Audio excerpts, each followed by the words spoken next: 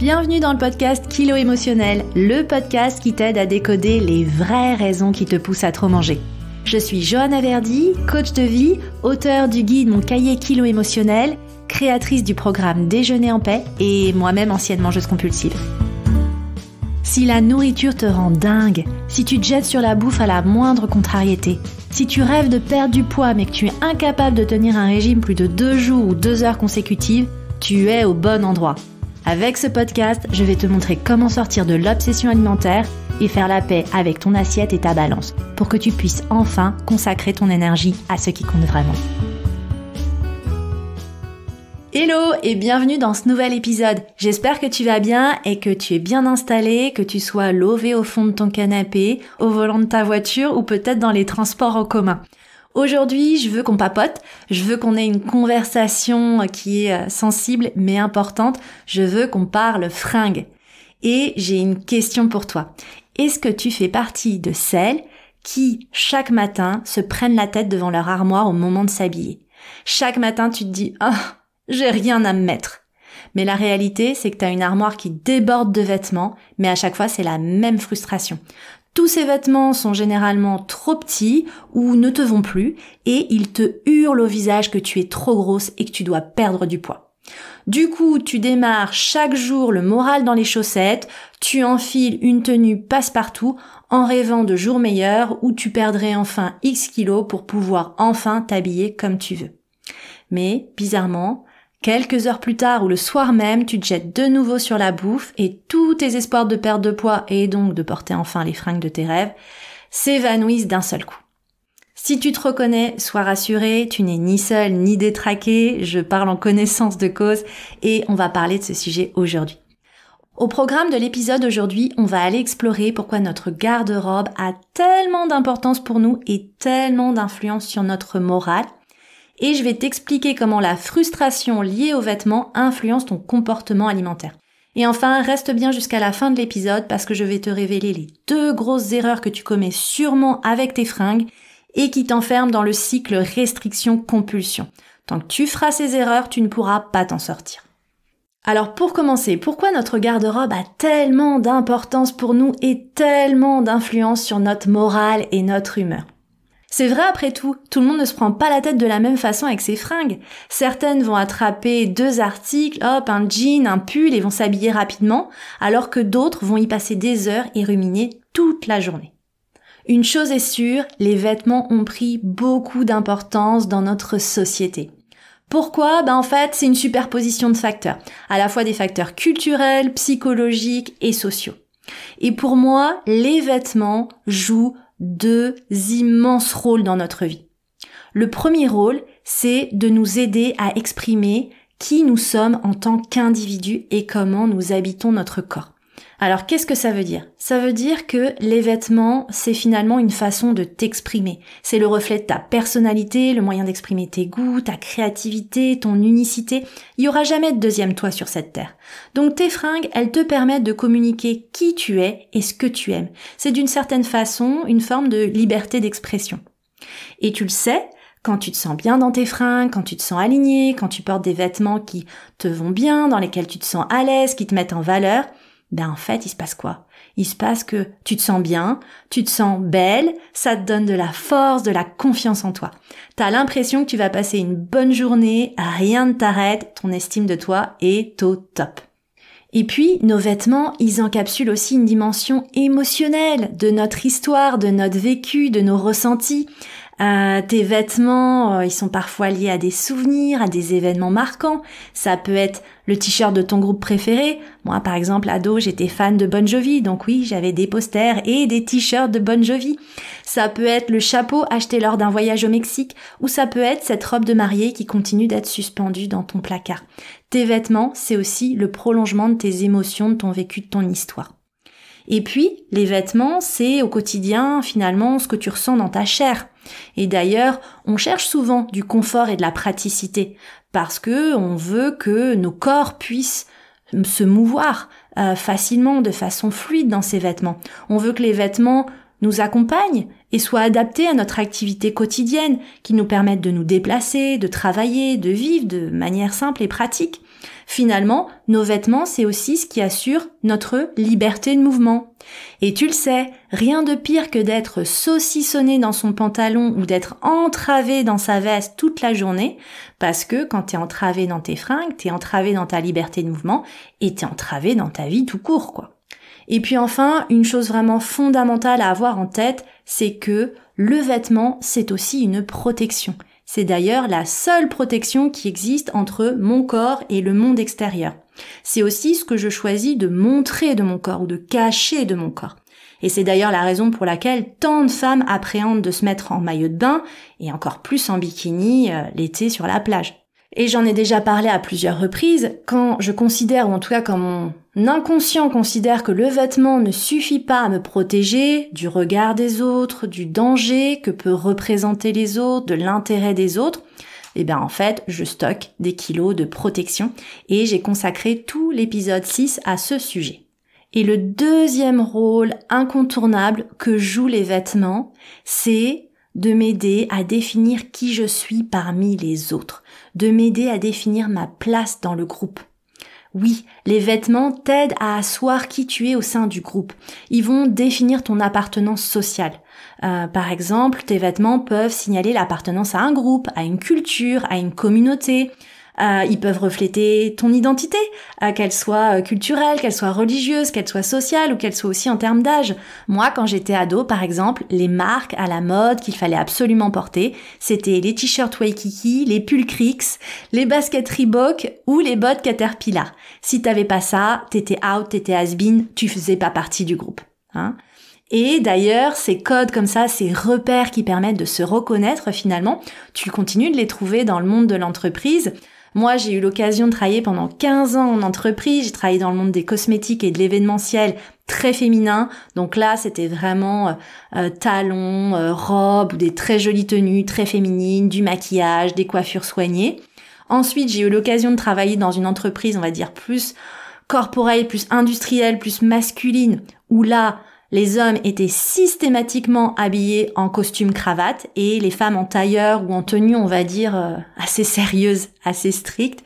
Et puis bon, parfois, on t'autorisait ce qu'on appelle le casual Friday, donc t'avais le droit de mettre un jean éventuellement le vendredi, mais il fallait quand même garder la veste. Donc voilà, ces codes permettent à l'entreprise ou à un groupe aussi de se reconnaître, de se définir. C'est vraiment une forme d'identité commune qui se construit à travers les vêtements. Et puis tu le sais, les vêtements, c'est aussi ce qui aide à célébrer les événements et les occasions. Ça nous aide à marquer les traditions, à nous réunir lors des événements spéciaux, des cérémonies, des rituels. C'est un moyen de célébrer et de marquer ces moments. Alors évidemment, on pense à la robe de mariée, on pense au caftan, aux tenues étincelantes des mariages indiens, mais les Occidentaux se mettent aussi sur leur 31, que ce soit pour un soir de fête ou un anniversaire. Et encore une fois, ces codes vestimentaires servent à quoi ? Ils servent à célébrer, à marquer l'événement et à nous réunir. Le revers de la médaille de vouloir définir une identité commune avec le groupe à travers le vêtement, c'est que forcément, on subit des normes et des pressions, des normes sociétales sur notre apparence. On le sait, la société, elle véhicule aujourd'hui des normes de beauté et d'apparence qui sont souvent inaccessibles et les vêtements sont souvent utilisés pour répondre à ces normes. Les talons et les robes sont dans l'imaginaire collectif ce qui va rendre une femme féminine, par exemple. Et tu vois, c'était il y a pas si longtemps encore, le pantalon était interdit aux femmes. Depuis 1800, le pantalon était interdit aux femmes parce qu'en fait, c'était un moyen de s'assurer qu'elles ne travailleraient pas et qu'elles resteraient à la maison pour s'occuper des enfants et des tâches ménagères comme la cuisine, le ménage. Aujourd'hui, tout ça, ça a évolué, même si ça a mis du temps. Et aujourd'hui, les codes de la féminité incluent tout type de vêtements, des jupes, des robes, des talons, des chaussures plates, des jeans, des pantalons. Mais tu le sais, paradoxalement, si t'es tout le temps en jean et en sweat, on va te dire tôt ou tard, oh là là, mais tu t'habilles comme un garçon manqué. Donc il y a vraiment quand même normes et pressions qui se mettent en place sur le choix des vêtements. Et puis le vêtement aujourd'hui, c'est aussi synonyme de tendance et de mode. La mode, c'est un secteur influent qui crée constamment de nouvelles tendances. Et beaucoup de femmes accordent de l'importance à suivre la mode, parce que quand tu suis la mode, tu restes dans le coup. Mais malgré les efforts qui sont faits, alors parfois de bon cœur, parfois quand même sous couvert marketing, il y a peu de diversité corporelle sur les podiums et dans le monde de la mode en général. Donc, nous, en tant que femmes, on peut vraiment ressentir cette pression sociale pour correspondre à ces normes de beauté et d'apparence idéalisées. Et cette pression, elle influence ta relation avec tes vêtements. Et en fait, ce qui est fou, c'est que, j'ai envie de dire, grâce ou à cause du monde de la mode, on te serine tellement que le jean parfait pour ta silhouette existe, que on s'épuise à le trouver. Et si tu le trouves pas, tu culpabilises. Parce que finalement, c'est de ta faute. Aujourd'hui, tu as tellement de choix. Tu peux prendre un slim fit, un bootcut, un taille haute, un taille basse, un low rise, enfin bon, j'en passe. Et encore, je t'ai pas parlé des matières plus ou moins stretch, etc. Mais en gros, tout est fait pour te faire culpabiliser. C'est-à-dire, soit t'as pas le corps qu'il faut, soit en gros, t'as pas assez de volonté pour aller chercher le vêtement qui te mettrait parfaitement en valeur. Et tu vois, tout ça, ça peut créer beaucoup de satisfaction, mais aussi et surtout d'insatisfaction sur le sujet de nos vêtements et donc sur le sujet de l'image corporelle qui est directement liée. Et cette frustration liée aux vêtements, elle va influencer notre comportement alimentaire. Et je t'invite à te connecter à toutes les émotions qui te traversent lorsque t'enfiles un vêtement qui devient inconfortable ou qui ferme plus.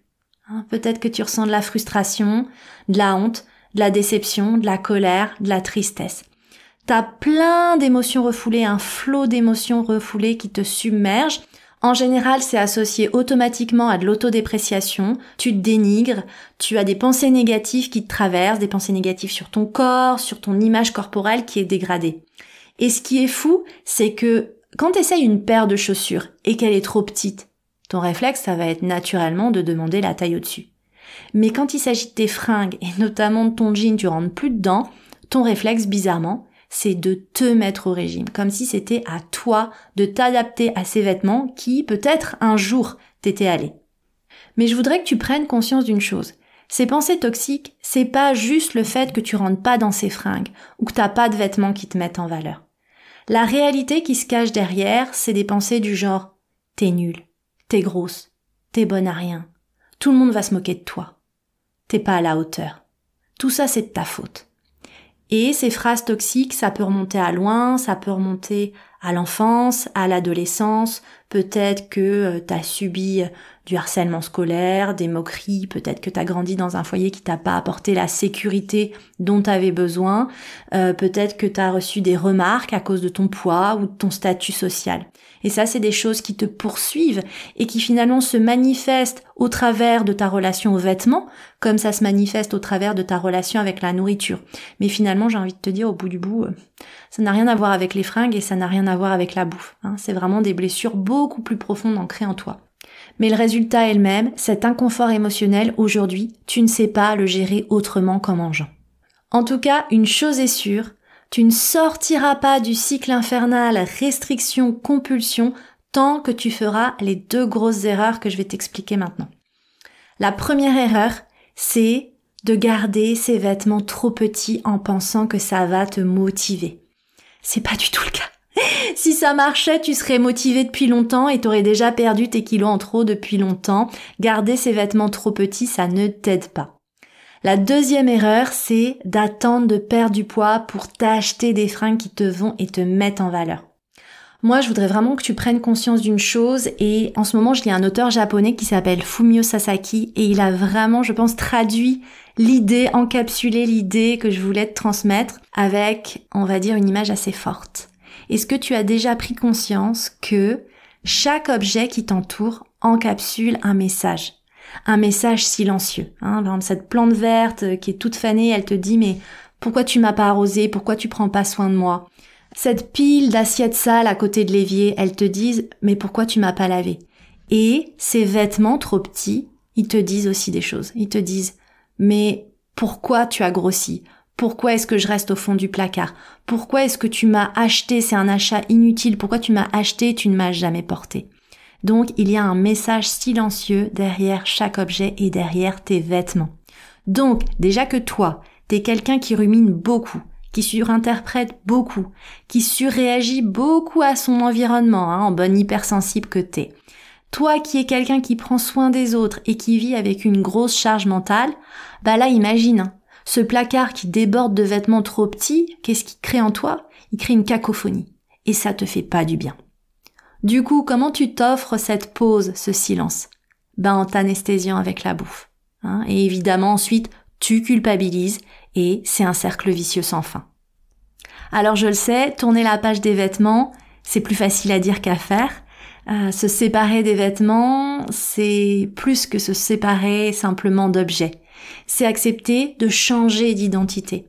Et je le sais à titre personnel parce que pour moi-même, ça a été dur de faire le deuil de mon 36-38 et d'accepter qu'aujourd'hui, ma taille ce soit plutôt un 40-42. La vraie question, c'est qu'est-ce que ça dit de moi? Ou qu'est-ce que j'imagine que ça dit de moi?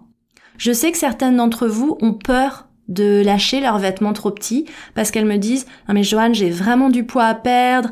Est-ce que renoncer à cette taille de vêtements, c'est renoncer à maigrir, c'est accepter de rester grosse toute ma vie ?» Non, c'est pas le cas et j'en parlerai plus en détail dans un prochain épisode. Non, accepter de changer d'identité, c'est d'accepter que peut-être que tu as eu 1, 2, 3 grossesses et que ça a généré une prise de poids et aussi un changement dans ta morphologie. Moi, je sais que mon bassin s'est élargi et que je le veuille ou non, même si je perdais 20 kilos, je ne rentrerai pas dans mes jeans 34, 36. Ça, c'est une réalité. Accepter de changer d'identité, c'est aussi accepter qu'on vieillit, accepter parfois que la ménopause pointe le bout de son nez ou soit carrément passée. Ça, j'ai fait l'épisode 27 sur le sujet. Accepter de changer d'identité, c'est accepter que ce qui a été ne sera plus. C'est accepter le temps qui passe. Et c'est parfois des blessures plus profondes qui se ravivent. Parce que j'insiste là-dessus, les vêtements, c'est comme la bouffe. C'est juste la face visible de l'iceberg. Et si tu as besoin d'aide pour aller plus loin sur ce sujet, sache que dans le programme Déjeuner en paix, c'est vraiment là-dessus qu'on travaille. On travaille sur les blessures profondes, les croyances et la voix intérieure toxique pour pouvoir ramener le calme et le silence en toi et t'aider à te sentir enfin bien dans ta peau et dans ta tête. On travaille aussi sur notre garde-robe pour enfin apprendre à ouvrir les volets sur notre beauté, quel que soit notre poids, quel que soit notre âge. D'ailleurs, sur le sujet, on est même aidé par une experte puisque sur le programme, j'ai invité Chloé Crépin qui est conseillère en images et fait du style et qui nous délivre ses précieux conseils. Si tu veux nous rejoindre, sache que les portes seront grandes ouvertes en janvier et ensuite en avril et en septembre. Ça ouvre seulement 3 fois par an parce que le programme, c'est un programme de coaching intensif qui dure 3 mois et que j'encadre personnellement. Donc, il n'y a que 3 sessions par an en mini-groupe. Voilà, en attendant de te retrouver peut-être prochainement dans le programme Déjeuner en paix, j'espère déjà que cet épisode t'a aidé, qu'il va t'encourager sur cette fin d'année à réfléchir à ta relation avec tes vêtements, à te décoller du jugement que tu poses sur toi-même et peut-être que ça va t'encourager aussi à faire un peu de tri pour enlever tout ce bruit inutile dans ton armoire. Si tu aimes le podcast, continue de le soutenir. Grâce à vous toutes, à vos messages, à vos étoiles, on va passer cette semaine la barre symbolique des 100 000 écoutes. Merci à toutes pour votre soutien. Mais vous le savez, il y a encore trop de femmes qui souffrent inutilement. Donc, si on pouvait encourager les plateformes de diffusion à mettre ces épisodes dans leurs oreilles, ce serait juste génial. Donc, continuez de soutenir le podcast. Et nous, on se retrouve la semaine prochaine. La semaine prochaine, je voudrais qu'on s'intéresse à une des causes de nos kilos en trop. Et cette cause, ça peut être le stress. En ce moment, c'est une période chargée avec les fêtes qui arrivent, l'année à boucler, moins d'occasions de sorties, de week-ends ou de balades et pour certaines carrément des intempéries à traverser. Il y a beaucoup de choses en même temps. Donc la semaine prochaine, on ira explorer comment le stress impacte notre relation à la nourriture et donc notre poids. Je te remercie pour ta présence et je te donne rendez-vous au prochain épisode.